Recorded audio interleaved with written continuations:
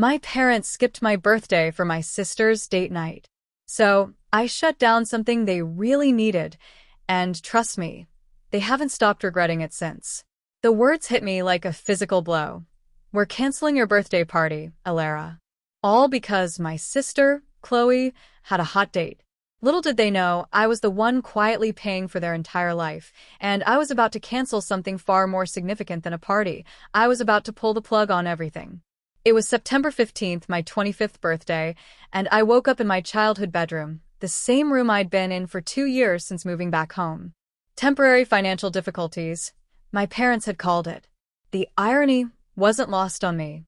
Here I was, 25, living at home, yet the primary breadwinner for a family who often forgot I existed. I went downstairs, expecting the usual birthday chaos. Streamers, Mom's famous chocolate chip pancakes, that special energy. Instead, Mom, Maria, was frantically arranging white roses, and Dad, David, was polishing silver. "Morning, Mom," I said, pouring coffee from the expensive machine I bought them last Christmas. "The flowers are beautiful.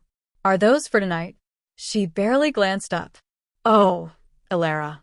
Yes, these are for Chloe's dinner. We want everything perfect when Julian arrives." Julian Thorne III, the mayor's 28-year-old son, who had recently taken an interest in my 23-year-old sister. Chloe had been on cloud nine all week since he'd asked her to dinner at the country club. My parents were equally thrilled, practically seeing dollar signs and social climbing opportunities. "That's nice," I replied, waiting. Just waiting for someone to acknowledge what day it was. "So, what time should I expect everyone for my party tonight?" The question hung heavy in the air. Mom's hands stilled. Dad looked up. Chloe appeared in the doorway, already dressed in a cream Chanel dress that cost more than most people's monthly rent. "About that, sweetheart," Mom began, her voice softening in that way she used when she was about to disappoint me. "We've been thinking, and we believe it would be best to postpone your celebration." I set my coffee mug down. Carefully, the ceramic made a soft click on the granite. "Postpone it. Just until next weekend," Dad quickly added. "You understand, don't you? Chloe's dinner with Julian is incredibly important. The Thorns are pillars of this community, and if this relationship develops..." He didn't need to finish. I'd heard variations of that speech my entire life.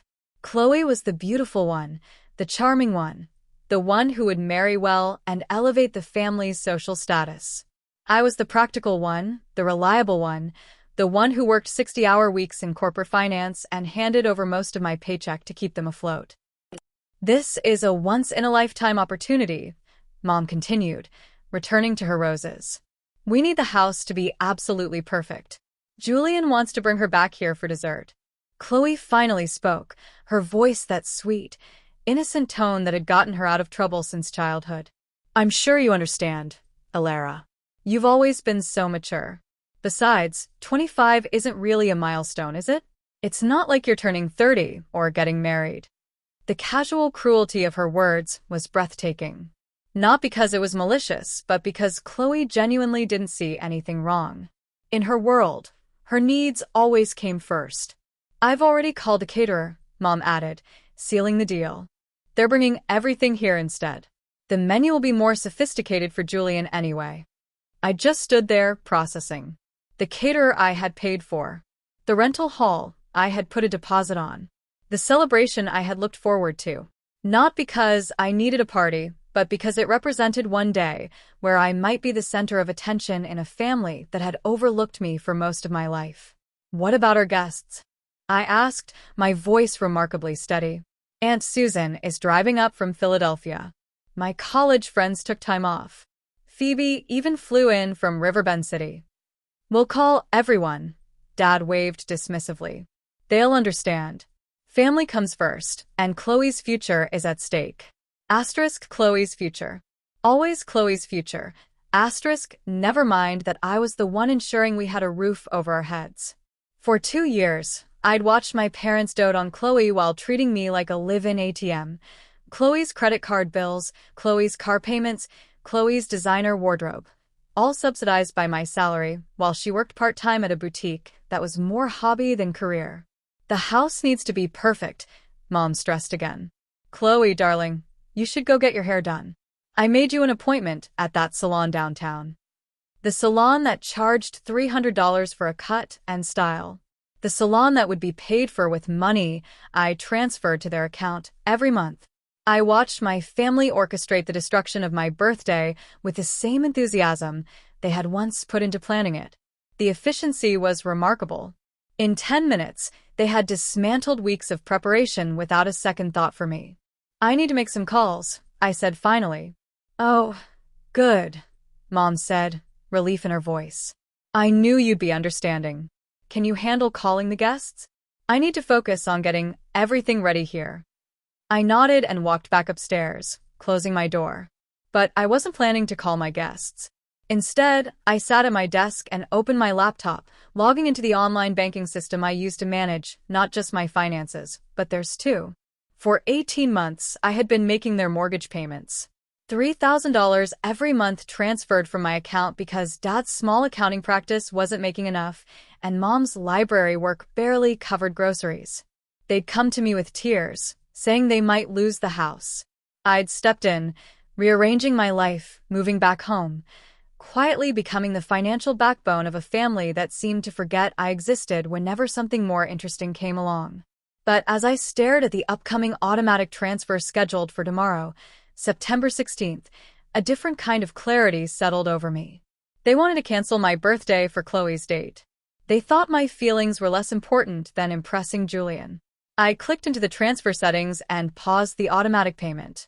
Then, I opened a new browser window and searched for apartments in downtown Riverbend City. It was time for some changes in the Wallace household. Changes that would help my family understand the true value of priorities. My phone buzzed with a text from my friend Phoebe. Can't wait for tonight. Just landed at Riverbend International. Should I head straight to your house? I smiled as I typed back. Change of plans. I'll pick you up in an hour. We're going to have a very different kind of celebration. Downstairs, I could hear Mom directing Dad. They were staging our home like a theater set, creating an illusion of effortless elegance possible only because of my money. But tonight, they would get exactly what they planned for. A perfect evening, focused entirely on Chloe. And tomorrow, they would begin to understand what happened when they took the person who held their world together for granted.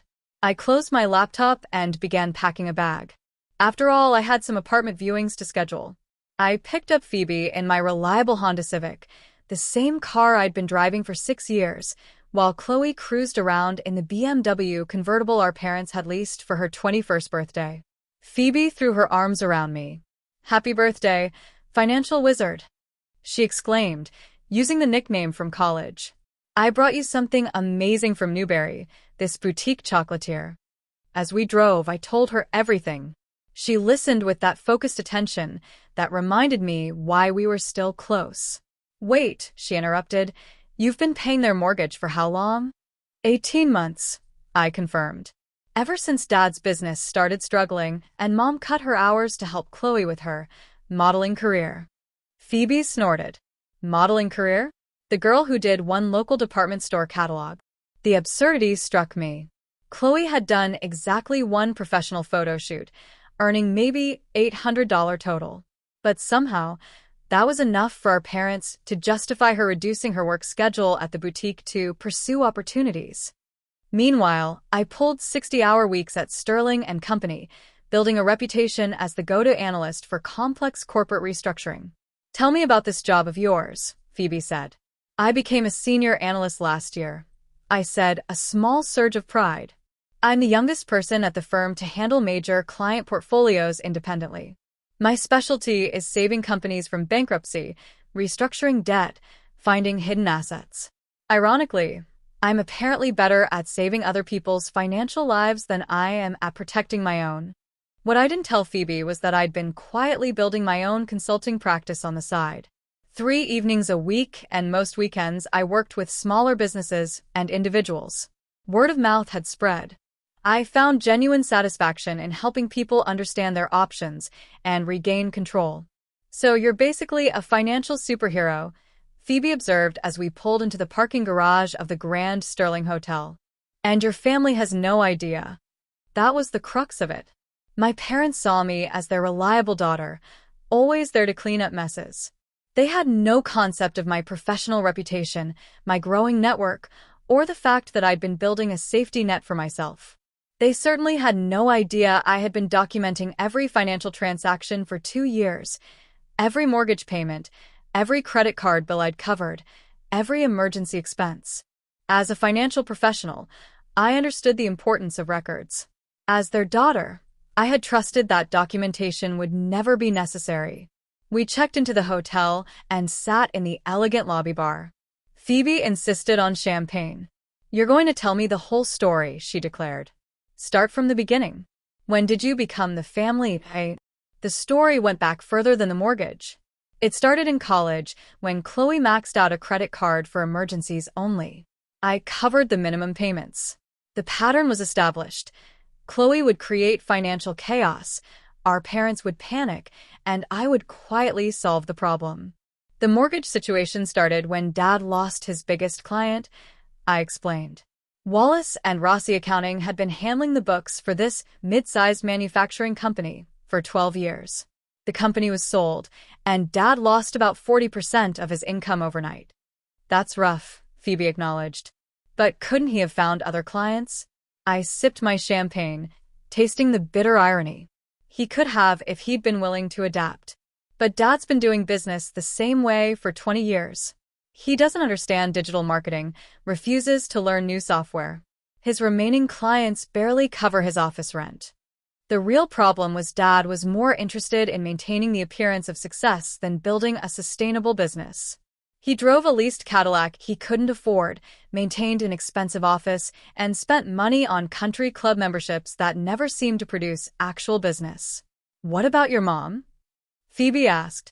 "Mom's always been the enabler," I said, signaling for another round.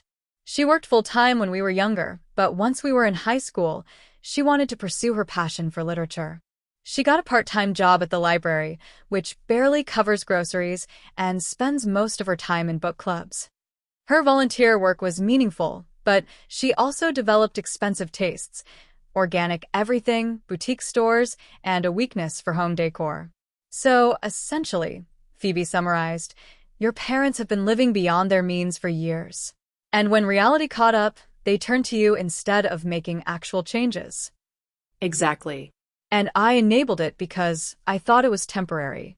I thought they would use the breathing room I was providing to get back on their feet.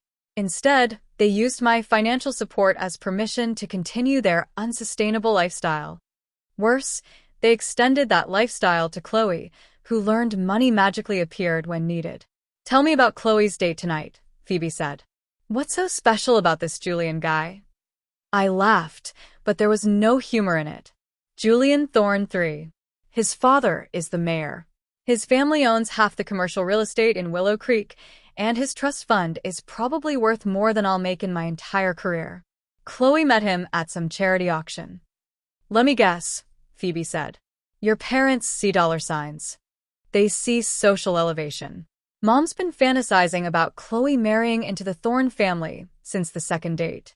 They imagine themselves at country club events, charity galas, all the circles they've always wanted but could never afford. The cruel irony was that my parents had no idea I already moved in those circles professionally. My work at Sterling and Company brought me into contact with some of the wealthiest families in Connecticut. But because my interactions were professional, not social, my parents couldn't see my success. "So tonight," I continued, "they're rolling out the red carpet for Julian. Fresh flowers, good china, a menu that costs more than most people spend on groceries in a month. All designed to impress a young man who probably won't even notice the details." Phoebe shook her head. "And they canceled your birthday for this performance." "They canceled my birthday," I agreed. "But they have no idea what else they canceled along with it." I pulled out my phone and showed Phoebe an email from a potential client, a struggling tech startup. The consultation fee alone would cover 3 months of my parents' mortgage. "I was planning to take this meeting on Monday," I said. "But now I think I'll schedule it for tomorrow instead. After all, I suddenly have a free evening." Phoebe grinned. "I love it when you get that look in your eyes." What exactly are you planning? I raised my champagne glass.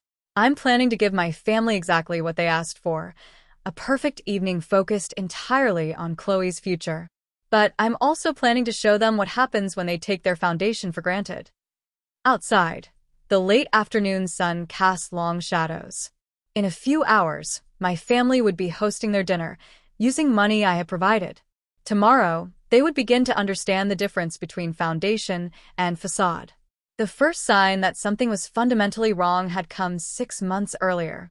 One cold March evening, I came home from a grueling day at Sterling and Company, looking forward to a quiet dinner. Instead, I found Chloe in the living room, surrounded by shopping bags. She was trying on diamond earrings that caught the chandelier light. "Those are beautiful," I'd said. "Special occasion?" Chloe had looked up with that bright, guileless smile. "Julian took me shopping. Well, not exactly together, but he mentioned I have excellent taste. So, I decided to upgrade my jewelry collection." The earrings, I would later discover, cost $3,200. Chloe had charged them to a credit card meant for emergencies, a card whose monthly payments I had been unknowingly covering for the past year. That night, I did something I'd never done before. I logged into my parents' financial accounts, where I was an authorized user to manage their mortgage. What I found was a masterclass in financial irresponsibility. The emergency credit card wasn't the only one. Chloe had acquired 3 additional cards, all linked to my parents' accounts, totaling nearly $47,000. Purchases ranged from ridiculous to absurd: a $1,800 handbag, a $2,400 weekend getaway, a $900 facial. But the credit cards were just the beginning. Dad's business account showed declining revenue he'd hidden for 2 years. Instead of cutting expenses, he'd been taking cash advances and small business loans to maintain an illusion of stability. Mom's spending also escalated. Her organic grocery bills were $400 to $500 a week. She joined an expensive wine club, signed up for premium streaming, and paid for a personal trainer 3 times a week. Each expense was modest, but together, they created a hemorrhage of money my parents seemed completely unable to acknowledge. The most disturbing discovery was a file folder in Dad's home office: investment opportunities. Brochures for timeshares, obviously fraudulent crypto schemes, and MLM promotions for overpriced nutritional supplements. Dad had apparently invested $12,000 in various get-rich-quick schemes over 18 months. I spent the next 3 weeks quietly documenting everything. As a financial analyst, I knew the importance of complete information. I created spreadsheets, tracking every expense, payment, and transfer. The picture that emerged was devastating.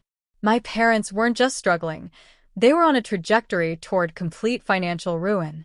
Without my monthly contributions, they would lose the house within 6 months. With my contributions, they were simply delaying the inevitable, making the eventual crash even more catastrophic. But what truly opened my eyes was discovering Chloe's career planning folder on the family computer. Elaborate presentations about her modeling prospects, projected earnings that bore no relationship to reality, budget for headshots, travel to casting calls in New York and LA, a total of $34,000 for her first year of serious modeling.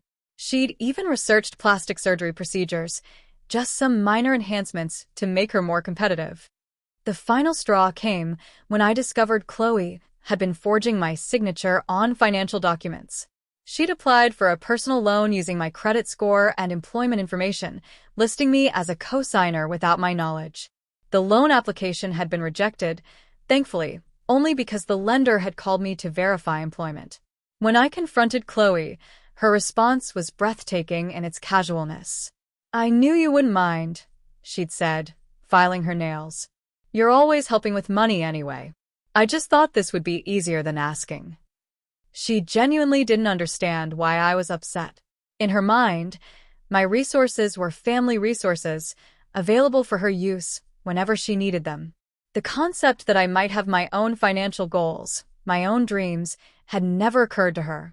That conversation had taken place in May. Since then, I had been watching my family with new eyes, documenting not just their financial decisions but their attitudes. I kept a journal, recording casual comments that revealed how they really saw me. "Alara will handle it," was Mom's response to every financial stress. "Alara is so good with money," Dad would say. "Alara doesn't mind," Chloe would declare. They weren't just taking my money, they were taking my agency, my identity, my right to make my own choices.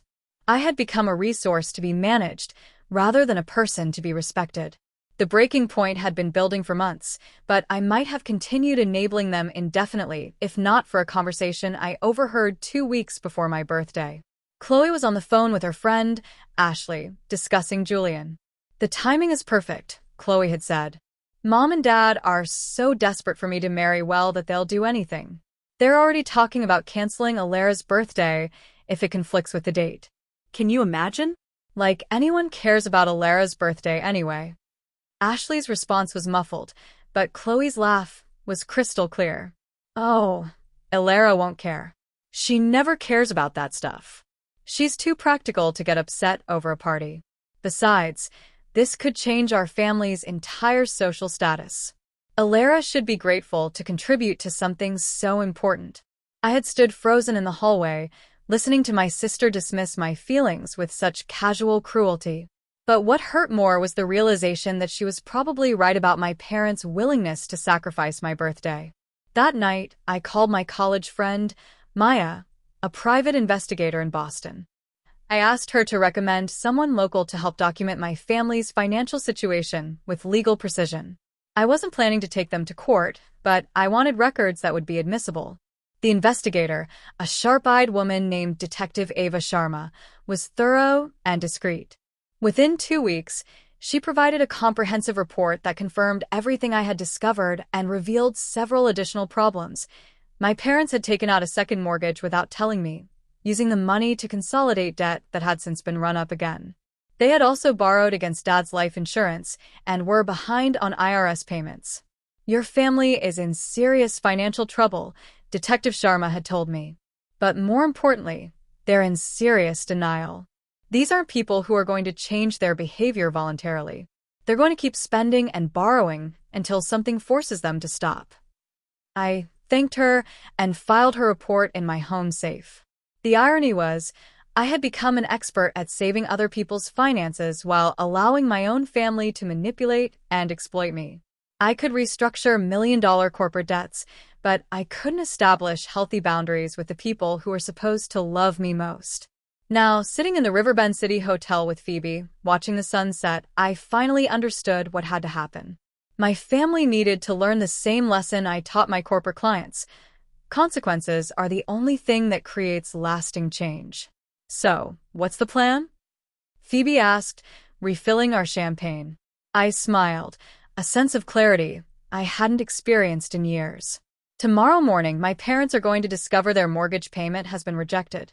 They're going to panic. They're going to call me.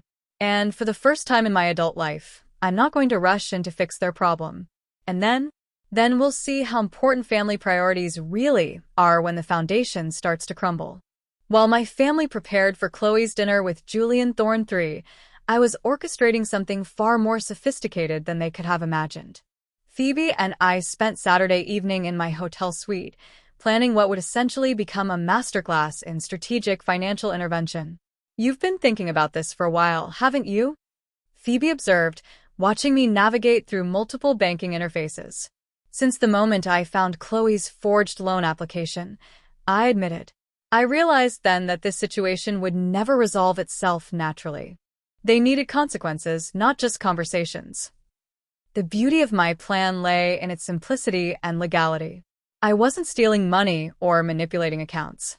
I was simply withdrawing my own financial support in a strategic sequence that would demonstrate exactly how dependent my family had become on my income. The mortgage payment was just the beginning. "Look at this," I said, showing Phoebe a spreadsheet breaking down every expense I had been covering.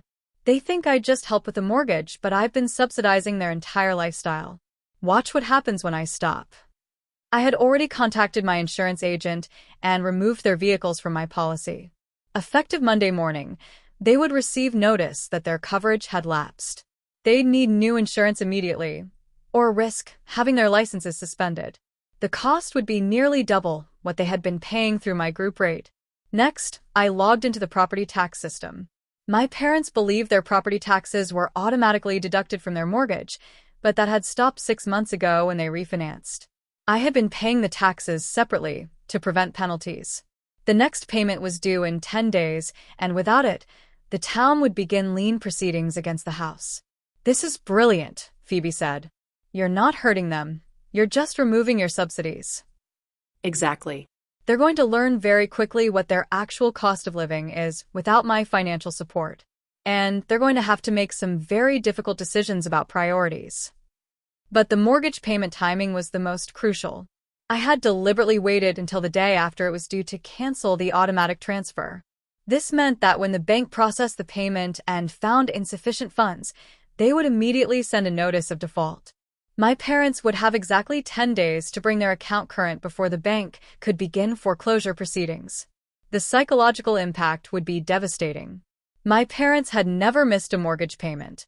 Receiving that first notice would shatter their sense of security in a way no conversation ever could. "What about Chloe's car?" Phoebe asked. I smiled. Chloe's BMW convertible was financed through a lease I had co-signed and been paying for 2 years. The lease included specific terms about insurance, maintenance, and usage. Chloe had violated several of these terms: 2 speeding tickets, exceeding annual mileage, and minor damage she hadn't reported or repaired. "I'm not going to cancel her car payment immediately," I explained. "That would be too obvious. Instead, I'm going to let the leasing company discover the violations. They'll demand immediate payment of penalties and damages, plus increased insurance.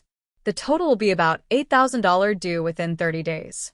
And if they can't pay, the car gets repossessed. Chloe will have to find alternative transportation to her dates with Julian." I had also been paying for Chloe's cell phone, gym membership, subscription boxes, and Amazon Prime.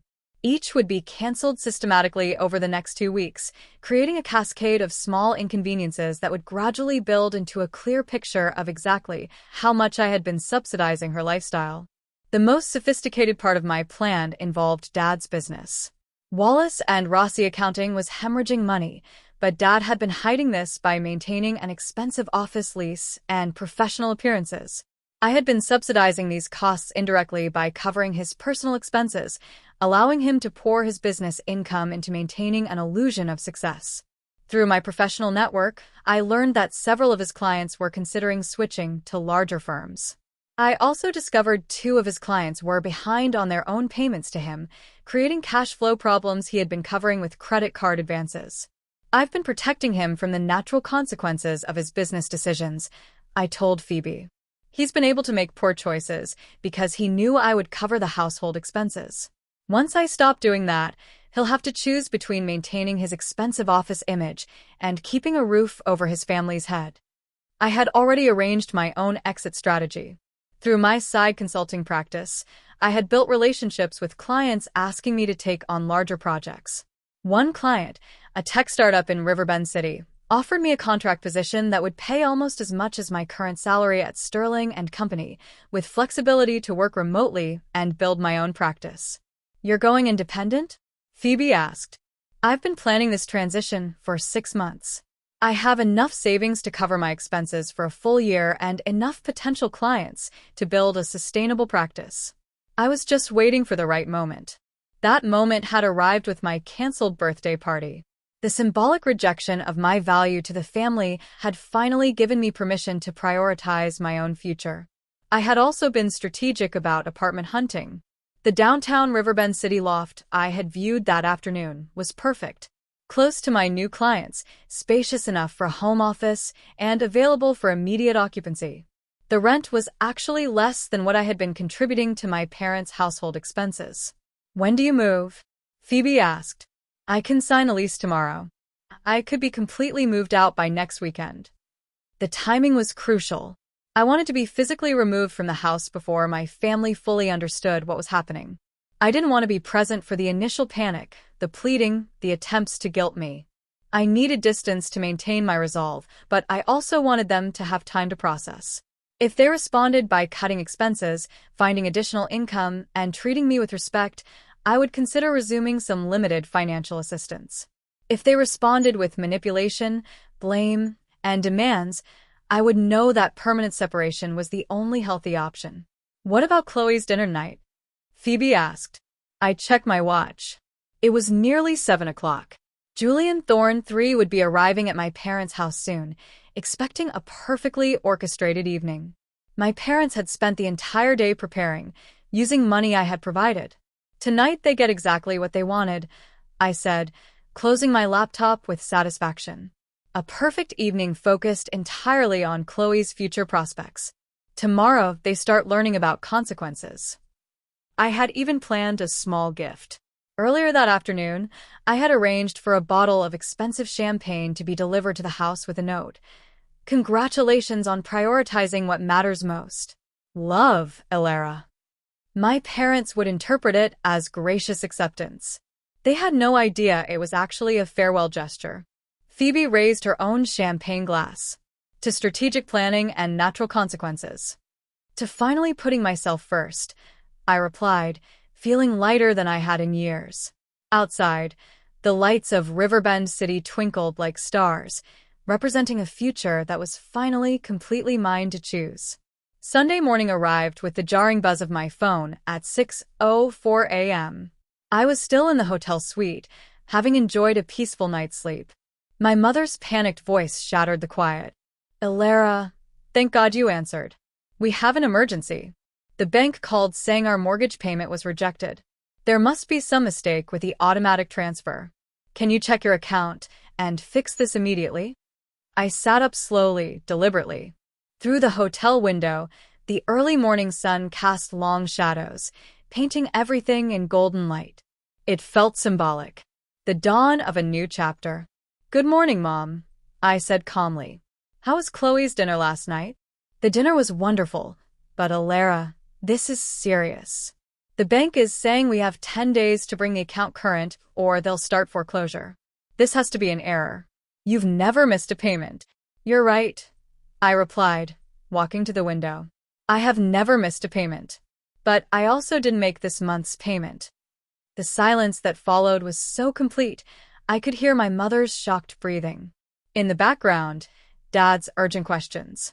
What do you mean you didn't make the payment? She finally whispered. I mean exactly that. I canceled the automatic transfer yesterday morning. The payment that was supposed to be processed didn't happen because I chose not to make it. But why? Is this about your birthday? Elara, I know you were disappointed, but this is our house. You can't just stop paying the mortgage because you're upset about a party. The fact that she still didn't understand was both infuriating and clarifying. This wasn't about a canceled birthday. It was about years of being taken for granted, exploited, and treated as a financial resource. Put Dad on the phone, I said, and put me on speaker. We need to have a family meeting. I heard rustling, footsteps, then Dad's voice, strained with panic. Elara, what's going on? Your mother says you didn't make the mortgage payment. That can't be right. It's completely right, Dad. I also canceled your car insurance, which expires tomorrow. The property taxes are due in 9 days, and I won't be paying those either.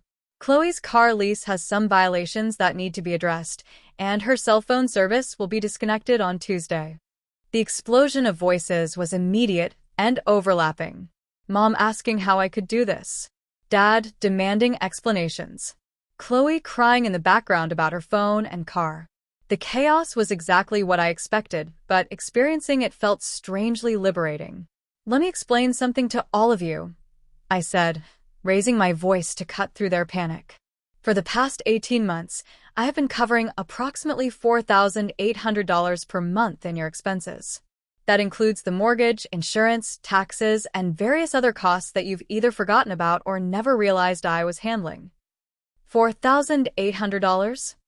Dad repeated, his voice faint. Every month. I have detailed records of every payment, every transfer, every bill I've covered. I also have documentation of the additional $47,000 in credit card debt Chloe has accumulated, the failed business investments you've made, Dad, and the loans you've taken against the house without telling me. I heard Chloe gasp. How do you know about my credit cards? Because I'm listed as an authorized user. Because I'm a financial analyst who notices when $3,200 diamond earrings appear on statements. Because I've been subsidizing your entire lifestyle while you all pretended I was just helping out occasionally. Mom's voice was shaking. Ilara, even if you're upset, you can't just stop paying the mortgage. We'll lose the house. You might lose the house, I agreed. That depends entirely on the choices you make over the next 10 days. You could get second jobs, sell some of Chloe's expensive purchases, take out a loan, or ask your wealthy new friends for help. You have options. You just haven't needed to explore them because I've been enabling your poor financial decisions. This is crazy. Chloe's voice came clearly through the phone. Now you're being vindictive and cruel. All because we postponed your stupid birthday party. The casual dismissal of my feelings, even in the middle of a financial crisis, was the confirmation I needed. Chloe, I said, my voice deadly calm. Your car is going to be repossessed within 30 days unless someone pays $8,000 in penalties for the damage and violated terms. Your credit cards are maxed out on accounts I've been paying minimum balances for. Your phone, your gym membership, your subscription boxes, all canceled. Your modeling career fund that you've been building with other people's money, that ends today. You can't do this to me. Julian is taking me to dinner at the country club next weekend. I need my car. I need my phone. Then you need to figure out how to pay for them yourself. Or ask Julian for help. Or get a full-time job like most 23-year-olds. You have choices, Chloe. You just haven't had to make them before. Dad tried a different approach. Ilara, I understand you're angry, but let's be reasonable. We can discuss changes, maybe set up a formal loan structure with interest. But you can't just pull the rug out from under us without warning. Without warning? I laughed, no humor in it. Dad, I've been warning you for 2 years. Every time I suggested you find new clients instead of depending on my support. Every time I recommended Chloe get a real job instead of pursuing fantasy careers. Every time I pointed out your expenses were unsustainable, you ignored every warning because it was easier to take my money than to make difficult changes. I could hear them conferring, trying to figure out how to handle this. The irony was perfect. They were finally having the urgent financial planning conversation they should have been having for years. What do you want from us? Mom asked finally. I want you to learn to solve your own problems. I want Chloe to understand that actions have consequences. I want Dad to either make his business profitable or find employment that covers his expenses. I want all of you to treat me like a family member instead of an ATM. And if we do that, you'll start helping again? Dad asked hopefully. Maybe. Or maybe I'll decide that it's time for me to focus on my own future instead of constantly rescuing you from yours. I've accepted a new job, Dad. I'm moving to Riverbend City, and I'm starting my own consulting practice. For the first time in my adult life, I'm going to prioritize my own goals. The silence that followed was heavy with shock. They had never considered the possibility that I might have my own ambitions, my own life to build. In their minds, I existed primarily to support their dreams and clean up their mistakes. You're moving out? Mom whispered. I'm moving on, I corrected. There's a difference. You can reach me at this number if you need to discuss truly important matters. But the era of me solving every problem and covering every expense is over. Ilara, please, Chloe said, her voice now desperate rather than angry. I'm supposed to see Julian again tomorrow night. I can't show up in Dad's old Honda. What will I tell him? You could tell him the truth, I suggested. That your family has been living beyond your means, and you're learning to be more responsible. Or you could ask him to pick you up. Or you could take an Uber. You have choices, Chloe. You just haven't had to make them before. Dad cleared his throat. What about the mortgage payment? Even if we accept everything else, we need time to figure this out. Can you just cover this month while we make arrangements? No, I said simply. You have 10 days to bring the account current. You have the same options that any other family in a financial crisis would have. You can ask relatives for help, take out a personal loan, sell possessions, or find additional income. The only thing you can't do is expect me to continue enabling your irresponsible choices. I could hear crying now. Mom's tears, Chloe's sobs of frustration. But I also heard something else. Dad's voice, quiet and thoughtful, as he began discussing actual solutions with Mom. For the first time in years, they were talking about cutting expenses instead of finding ways to increase their income through my contributions. I love all of you, I said, meaning it despite everything. But I won't sacrifice my future for your comfort anymore. You have 10 days to figure out the mortgage. Everything else gets resolved as you're able to manage it. I have confidence that you'll find a way. You just haven't needed to try before. I ended the call and immediately turned off my phone. Outside, Riverbend City was fully awake now, bustling with Sunday morning activity. People jogging, families heading to brunch, couples walking dogs. All of them living their own lives, pursuing their own goals. For the first time in years, I was about to join them. Phoebe emerged from the bedroom, already dressed and holding 2 cups of coffee.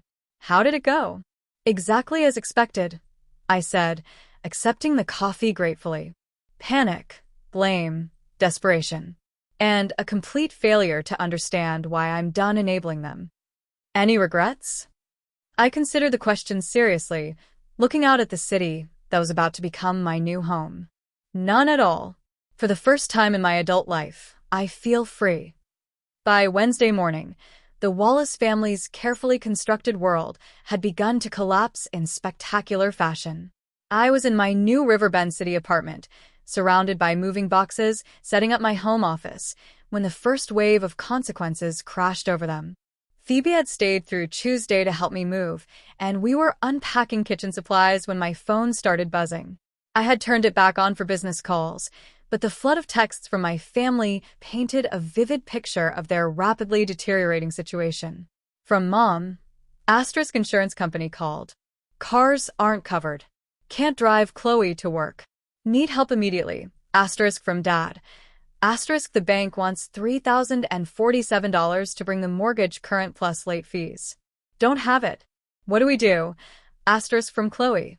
Asterisk my phone got shut off in the middle of a call with Julian. This is humiliating. Fix this now. Asterisk but the most revealing message came from Dad's business partner, Victor Rossi, who called me directly. Victor and Dad had been running Wallace and Rossi accounting for 3 years. Ilara, Victor said when I returned his call, I need to talk to you about your father's financial situation.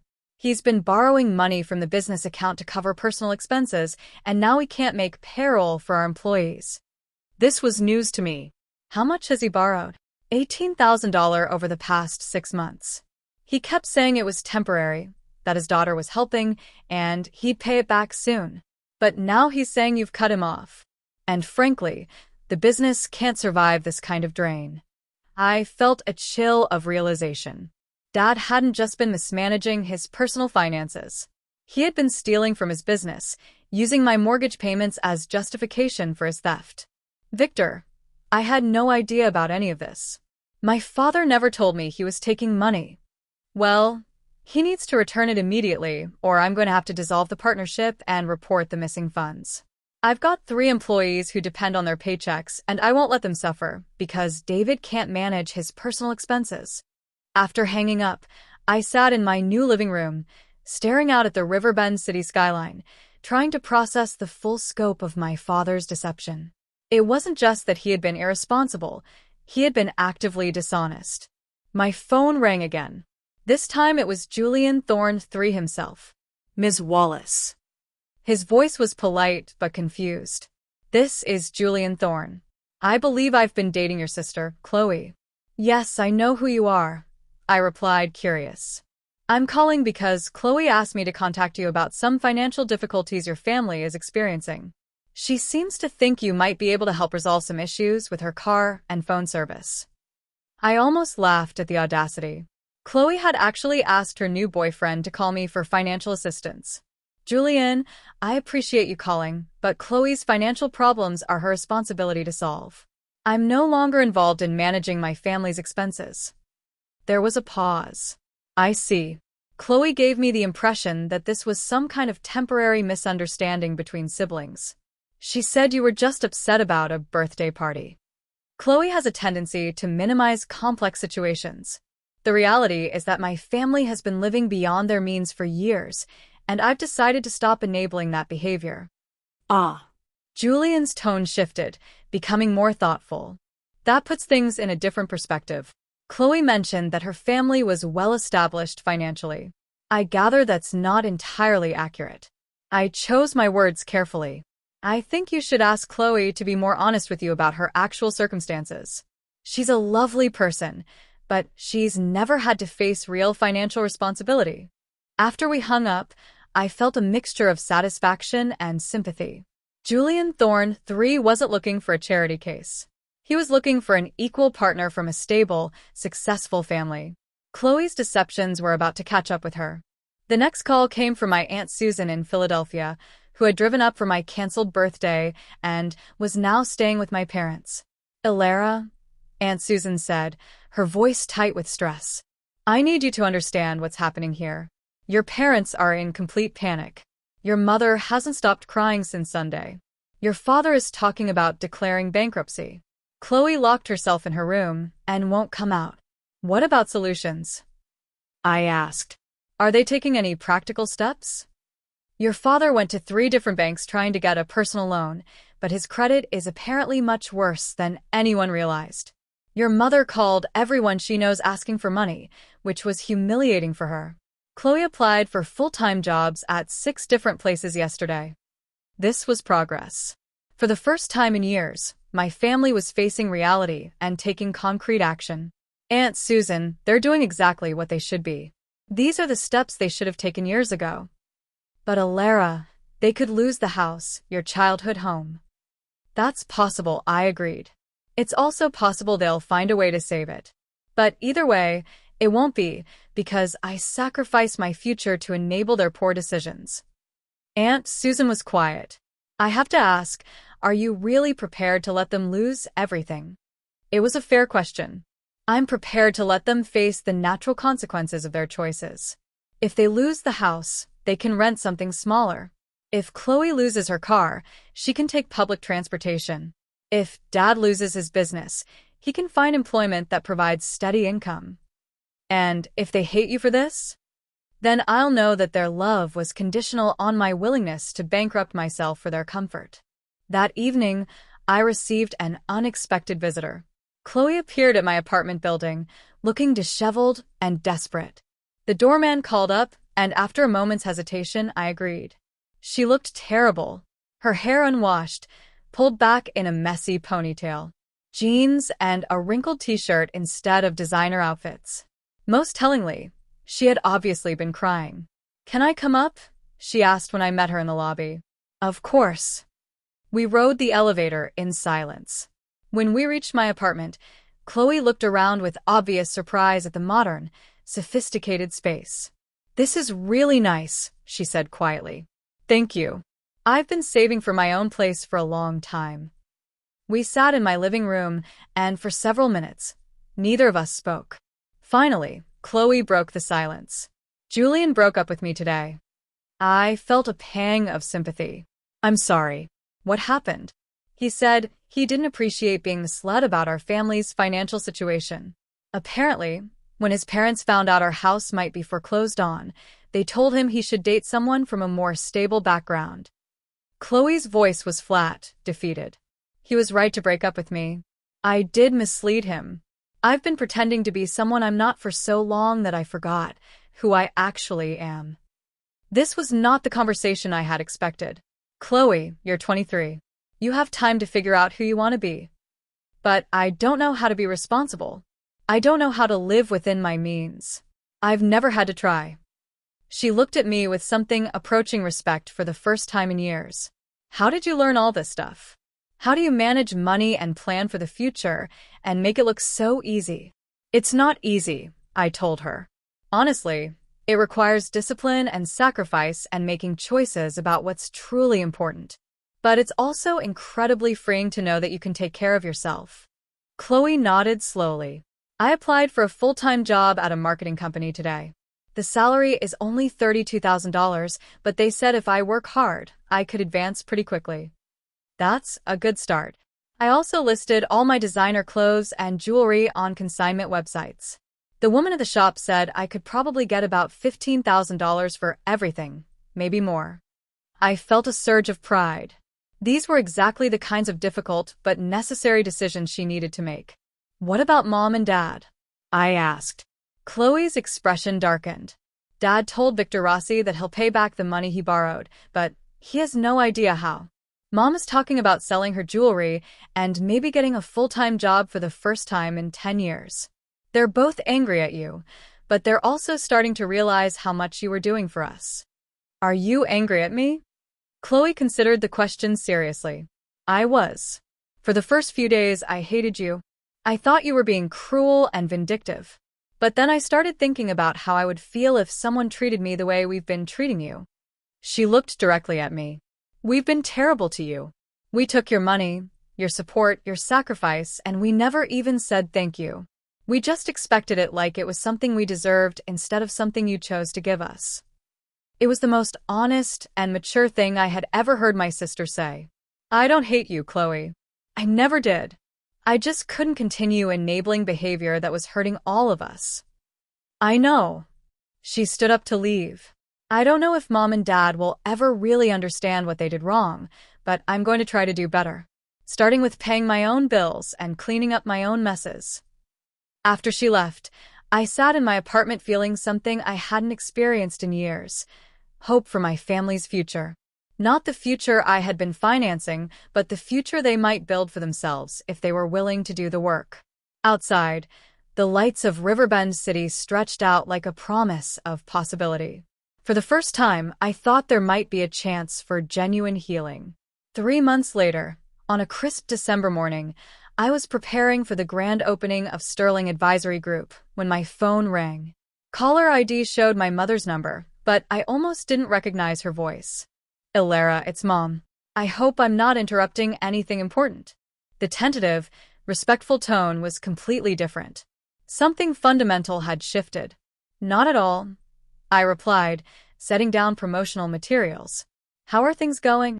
Better than I expected, actually.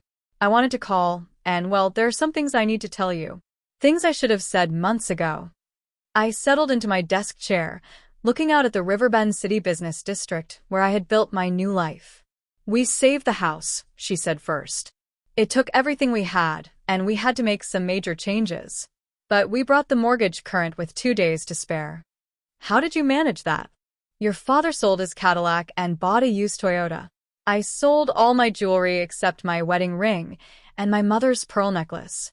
Chloe contributed $12,000 from selling her clothes and accessories. And She paused, her voice catching slightly. I took a full-time position at the regional library system.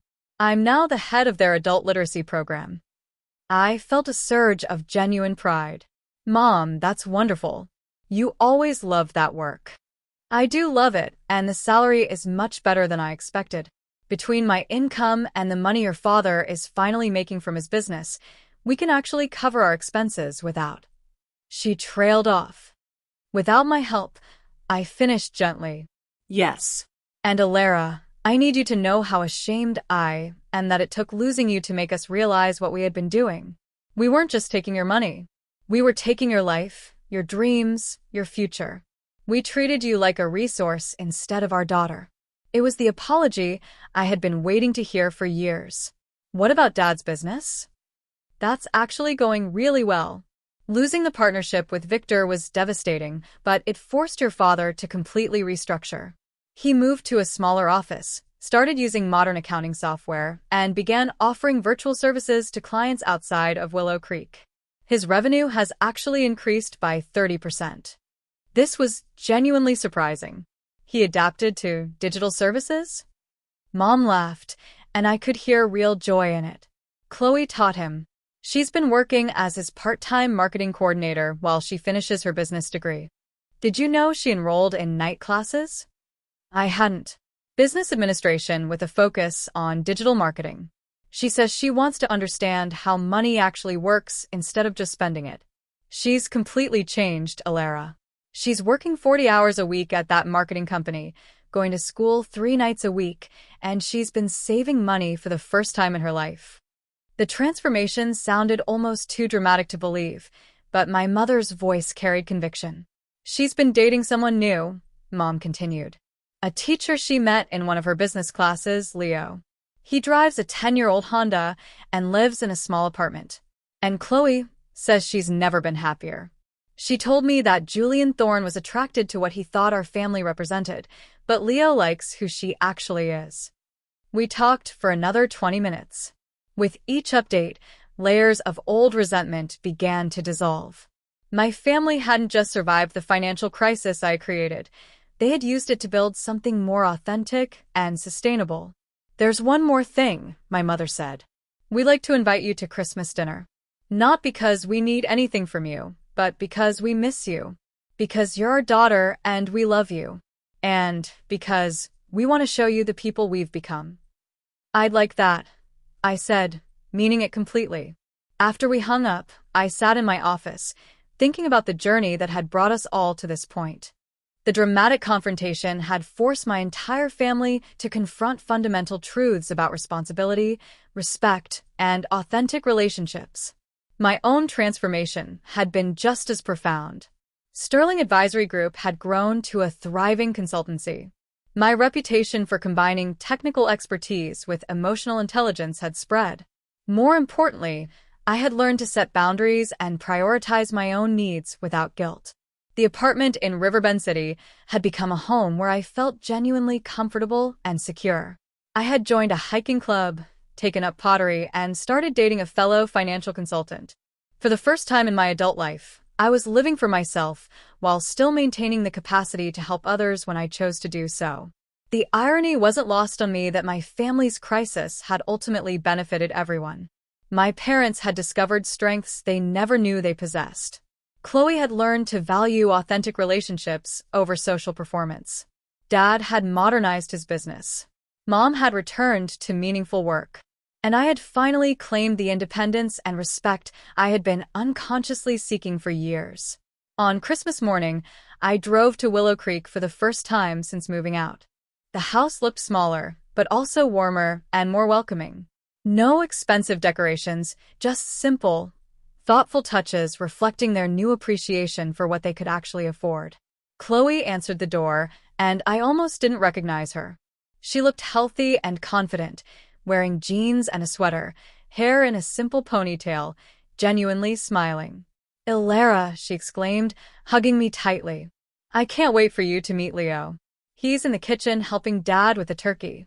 Fair warning, they're both terrible cooks, but they're having so much fun trying." The scene in the kitchen was exactly as Chloe had described. Dad and a pleasant-looking young man in his late 20s were attempting to coordinate a holiday meal with enthusiastic incompetence. "Ilara," Dad called out, wiping his hands on an apron that read, "World's okayest cook." Clearly a gift reflecting his new, more realistic self-assessment. "Come settle an argument. Leo says we should baste the turkey every 30 minutes, but the recipe says every hour." "Every 30 minutes, I said, accepting a hug from my father that felt different than any embrace we had shared in years. There was respect in it, gratitude without desperation, and genuine affection not complicated by financial obligation. Dinner was imperfect and delicious. The turkey was slightly dry, the mashed potatoes lumpy. But the conversation was rich with stories about my family's new ventures, challenges they had overcome, and plans for a future they were building together. Leo was thoughtful and funny, with the quiet confidence that comes from knowing who you are. He and Chloe clearly adored each other, their relationship based on mutual respect and shared values. "Chloe tells me you're the one who finally taught her family about accountability," Leo said during dessert. "That must have been a difficult decision." "It was necessary," I replied. "But I never imagined it would lead to such positive changes for everyone." "Sometimes people need a crisis to discover what they're really capable of," Mom said quietly. "We certainly did." As the evening wound down, Dad pulled me aside. "Ilara, I need to say something that's long overdue. What I did to you, taking your money, your support, your sacrifice for granted, was wrong. Not just financially irresponsible, but morally wrong. You deserved better from us. And I'm sorry it took losing you to make me understand that. Thank you for saying that, Dad. I also want you to know that we're not going to ask you for money ever again. Not because we're proud or stubborn, but because we've learned that depending on you was preventing us from becoming the people we needed to be. He handed me an envelope. This is our first payment toward repaying what we owe you. It's not much, only $500, but we're committed to paying back every dollar you spent supporting us with interest. I looked at the check, feeling emotions I couldn't quite identify. Dad, you don't have to. Yes, we do, he interrupted firmly. We absolutely do. Not because you need the money, but because we need to make this right. Because debts should be repaid. And because our relationship with you should be based on mutual respect, not financial obligation. When I left that evening, I carried with me something I hadn't expected to find: genuine hope for my family's future and real affection for the people they had become. 6 months later, I received another envelope from my parents. This one contained not just their monthly payment, but also a birthday invitation. Not for Chloe this time, but for me. We'd like to throw you a proper birthday celebration, my mother had written. Nothing elaborate or expensive. Just family and friends celebrating someone we love and respect, if you're willing to trust us with planning it. I smiled, thinking about how far we had all traveled from that September morning when my birthday had been canceled for Chloe's date. The woman who had orchestrated such a dramatic intervention felt like a different person now, someone who had been trapped by her own enabling patterns and had needed to break free as much as her family had needed to learn independence. Now looking back, I could see that canceling their mortgage payment hadn't been revenge at all. It had been the greatest gift I could have given my family, the opportunity to discover their own strength, capability, and authentic happiness. And in the process, I had given myself the greatest gift of all, a life that was finally completely my own.